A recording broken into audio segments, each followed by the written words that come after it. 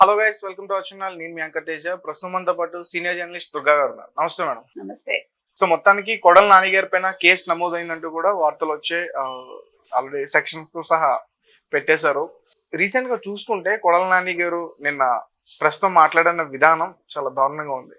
So దాని ప్రకారమే ఈ రోజు కేసు నమోదు చేశారు అనుకోవచ్చా? అలా ఎందుకు అనుకుంటారు? నిన్నను చింత చచ్చినా పులిపైతే చావలేదు ఆయనకి. ఇంత ఓడిపోయినా కూడా ఇంకా ఆయనకి బుద్ధి రాలేదు. ఇంకా కొంచెం రోజా తగ్గి మాట్లాడారు నిన్న చెప్పాలంటే. కొడాలి నానికి ఏమీ తగ్గల, అలాగే ఉన్నాడు ఆయన. కాబట్టి మనిషి అనుభవాల నుంచి నేర్చుకోవాలి. నువ్వెంత గొప్పవాడివైనా ప్రజల ముందు నువ్వు చిన్నవాడివేగా. ప్రజాభీష్టం ఏదైతే ఉందో అది మనం గమనించుకోవాలి. నువ్వు రాజకీయాల్లో నువ్వు కొనసాగాలి అంటే మనం నోరు అదుపులో పెట్టుకోవాలి. అది పెట్టుకోకపోతే ఇలాగే ఉంటుంది. అయితే ఇవాళ అరెస్ట్కి కారణం నిన్న మాట్లాడటం కాదు ఆయన. ఇప్పుడు వాలంటీర్లు ఎవరైతే ఉన్నారో వాళ్ళు అంటే రాజీనామా చేసిన వాలంటీర్లు బలవంతంగా రాజీనామా చేయించారని చెప్పేసి వాళ్ళు పెట్టిన కేసు అంటే అది బలవంతంగా ఎవరి చేత అయితే రాజీనామా చేయించారో ఆ వాలంటీర్లు అందరూ వెళ్ళి అచ్చెన్నాయుడు గారిని కలిశారు. కలిసి మమ్మల్ని ఉద్యోగంలోకి తీసుకోండి, మమ్మల్ని విధుల్లోకి తీసుకోండి, మేము అన్యాయం అయిపోతాము, మాకు బలవంతంగా మా చేత రాజీనామాలు చేయించారు అంటే అప్పుడు ఆయన ఒకటే చెప్పారు, మీరు అలా బలవంతంగా చేయించుంటే మీ చేత ఎవరు చేయించారో వాళ్ళ మీద కేసులు పెట్టండి, అప్పుడు నేను చూస్తాను అన్నాడు ఆయన. దాంతో ఆ వాలంటీర్లు అందరూ 200 మంది అలాగా చాలా ఎక్కువ సంఖ్యలో ఉన్నారు వాళ్ళు. సో వాళ్ళందరూ ఎక్కడికక్కడ పోలీస్ స్టేషన్లకు వెళ్ళి వాళ్ళు ఈరోజు కేసులు పెట్టడం జరిగింది. ఆ విధంగా నిన్న కొడాలి నాని మీద కూడా వాలంటీర్లు పెట్టారు. పెడితే వాళ్ళు కేసు పెట్టారు కాబట్టి సెక్షన్ 447 అండ్ సెక్షన్ 506 అంటే ఇది క్రిమినల్, ఇదనమాట క్రిమినల్ కిందకు వస్తుంది ఆ కేసు. అంటే వాళ్ళని బలవంతంగా వాళ్ళ చేత చేయించినందుకు ఆ పని వాళ్ళ మీద. అంటే ఈ 447 ప్రకారం అయితే 3 నెలల వరకు శిక్ష పడవచ్చు. ఈ 506 ఐపీసీ ఏదైతే ఉందో దాని ప్రకారం 2 ఏళ్ల వరకు శిక్ష పడవచ్చు, లేకపోతే ఇంకా ఎక్కువ కూడా ఉండొచ్చు. కాబట్టి ఈ రెండు కూడా ఆయన వాళ్ళ చేత బలవంతంగా చేయించారు అన్న ఒక క్రిమినల్ ప్రొసీజర్ కాబట్టి ఆయన మీద ఈరోజు కేసు పడింది. ఇప్పుడు పోలీసులు రెడీగా ఉన్నారు, మరి అరెస్ట్ చేస్తారా లేదా మనకు తెలియదండి. చేసే అవకాశం అయితే ఉంది, నెంబర్ 1. నెంబర్ 2 ఇంకొకటి, నిన్న కూడా ఇప్పుడు గతంలో వంగల్పూడి అనితను ఎలా అయితే వాళ్ళు హెరాస్ చేశారో మాటలతో కావచ్చు, వ్యక్తిగతంగా కావచ్చు, మానసికంగా ఆవిడని వేదనకు గురి చేశారు. మీకు అవన్నీ గుర్తుండుంటాయి. ఆవిడని అరెస్ట్ చేసినప్పుడు కూడా జైల్లో ఆవిడని చాలా ఇబ్బంది పెట్టారు. అవన్నీ కూడా జరిగాయి. ముఖ్యంగా రోజా మీకు గుర్తుంటే ఆవిడ వ్యక్తిగత విమర్శలు చేసింది. నేను మొగుడిని కొట్టి నేను జైలుకి వెళ్ళిన దాన్ని కాదు అని మొహం మీదే అంది ఆవిడ. సో ఇవన్నీ కూడా ఉన్నాయండి. అయితే నిన్నను ఈయన ఏమన్నారంటే, వంగల్పూడి అనిత అయితే నాకేంటి, నువ్వు హోమ్ మినిస్టర్ అయితే నాకేంటి అన్నట్టుగా మాట్లాడాడు, నేను ఎవరిని కేర్ చేయనని. తర్వాత ఈ ఫర్నిచర్ విషయం ఏదైతే ఉందో, తాడేపల్లి ప్యాలెస్ లో ఏదైతే ఫర్నిచరు అంటే మొత్తం దాని మీద ఇప్పుడు నడుస్తుంది కదండి, ఆ ఫర్నిచర్ విషయంలో కూడా రమ్మనండి ఆ వెధవల్ని, మొహం మీద ముష్టి పడేస్తాం మేము, ఎంత అయిందో చెప్పమనండి అంటూ మాట్లాడాడు నిన్న. సో అందుకని ఆ నోర్లు పడేసుకున్నందుకు ప్లస్ ఈ వాలంటీర్లు ఎవరైతే ఉన్నారో వీళ్ళని బలవంతంగా రాజీనామా చేయించినందుకు, ఎందుకంటే వీళ్ళని వాళ్ళు రాజీనామా చేయించి ఎన్నికల విధుల్లో ఉపయోగించుకుందాం అనుకున్నారు.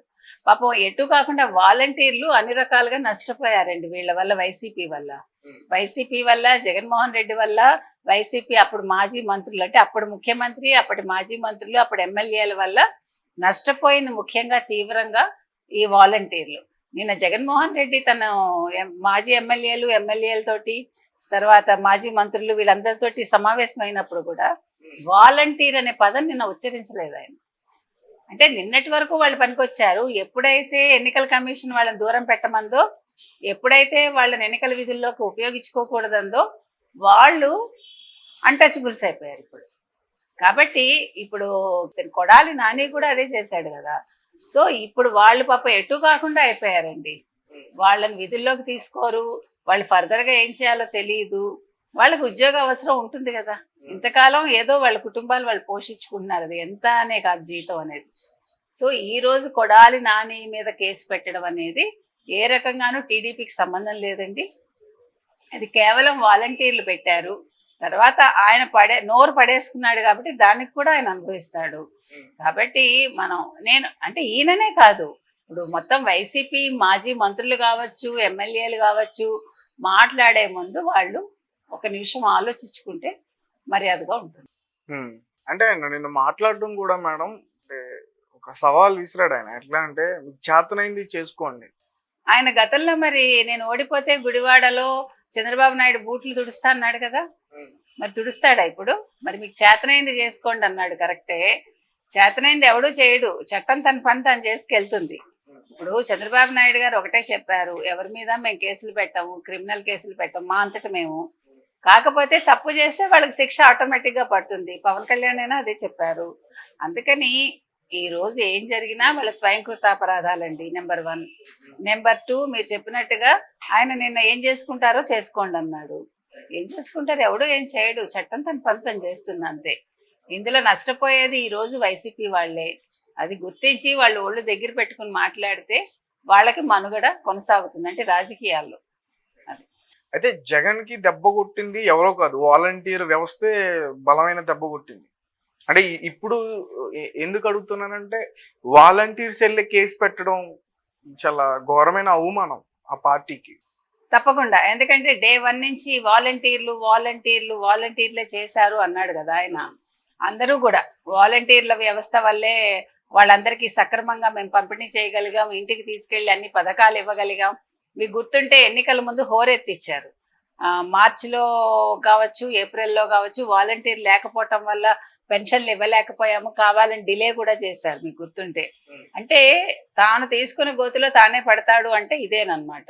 ఇప్పుడు వాలంటీర్ల వల్ల మీకు ఇప్పుడు వీళ్ళు ఓడిపోవటానికి మనం చెప్పుకున్నాం గతంలో కూడా. ఈ వాలంటీర్ల వ్యవస్థ పెట్టడం వల్ల ఒక్కొక్క ఎమ్మెల్యే కావచ్చు, ముఖ్యమంత్రి కావచ్చు, లేకపోతే ఇప్పుడు మాజీ ముఖ్యమంత్రి, అప్పటి ముఖ్యమంత్రి, ఇప్పుడు మాజీ మంత్రి, అప్పటి మంత్రి, వీళ్ళందరికీ ఏం నష్టం జరిగిందంటేనండి, ఈ వాలంటీర్లు తీసుకెళ్లి పథకాలు ఇచ్చేశారు. ఆయన అక్కడ బట్టలు నొక్కేసి ఆయన తాడేపల్లి ప్యాలెస్ లో కూర్చున్నారు. సో వీళ్ళకి వాలంటీర్లు రావడం వల్ల వీళ్ళ కార్యకర్తలతో వీళ్ళకి డైరెక్ట్ ఏమనాలి, ముఖాముఖి ఎప్పుడు మాట్లాడుకోలేదు. అలాగే నియోజకవర్గ ప్రజలతో ఎప్పుడు కూడా డైరెక్ట్ టచ్ లో లేరు. దానివల్ల ఏమవుతుంది, మీరు ఒక ఎమ్మెల్యే అనే విషయం, లేకపోతే మీరు ఒక మంత్రి అనే విషయం వాళ్ళు మర్చిపోతారు. అసలు మీ శాఖలే మీకు తెలియదు. మీకు తెలియనప్పుడు వాళ్ళకేం తెలుస్తుంది? వాళ్ళకి ఏమైనా పనులు జరిగితే కదా. ఇప్పుడు నియోజకవర్గంలో నీ శాఖకి సంబంధించి నువ్వు కొన్ని అభివృద్ధి పనులు చేసావనుకో, నువ్వు రాకపోయినా వాళ్ళు నీ పేరు చెప్పుకుంటారు. అగో పలానా మంత్రి చేయించాడండి, మా నియోజకవర్గ మంత్రి ఆయన, ఇగో అడగగానే ఈ పని చేశారు, మనిషిని పంపించి, నువ్వు వెళ్ళకపోయినా కూడా నువ్వు మనిషిని పంపించి చేయించినా కూడా నీకు పేరు వస్తుంది. సో వాళ్ళు ఇవేమీ చేయలేదు. వాళ్ళు అక్కడ బటన్ నొక్కాడు, 2 బటన్లు నొక్కమన్నారు. ఒక రకంగా అది మంచిది అనిపిస్తుంది మేడం, ఎందుకంటే ఇక్కడ ఈ కింద ఉన్న నాయకుల జేబుల్లోకి వెళ్లకుండా డైరెక్ట్ గా ప్రజల ఖాతాల్లోకి వెళ్తుంది. అంటే ఎంతమందికి ఇచ్చారో మీకు తెలుసా? ఎంతమందికి డైరెక్ట్ గా వెళ్ళాయో మీకు తెలుసా? మీకు ఏమైనా కరెక్ట్ గా మీ దగ్గర నెంబర్ ఉందా? లేదా అందరికి ఇచ్చేస్తారని మనకు ఏమైనా ఐడియా ఉందా? ఏమండి, మీరు వేయదలుచుకుంటే డిజిటల్ పేమెంట్ ఉంది, you need not go and give కదా. అదే డిజిటల్ పేమెంట్ చేసేసారు అనుకోండి, ఆటోమేటిక్ గా వాళ్ళ పేర్లలోనే పడుతుంది. అది దానివల్ల నష్టపోయింది మీరే. ఇప్పుడు మిమ్మల్ని ప్రజలు ఎన్నుకున్నారు, ఆ ప్రజలకు మీరు ఎవరో తెలియకపోతే వచ్చేసారి మిమ్మల్ని ఎందుకు అనుకుంటారు వాళ్ళు? అందుకే 2 బటన్లు నొక్కమన్నాడు ఆయన, 2 బటన్లు నొక్కారు. అది ఎవరికి నొక్కారు అనేది తర్వాత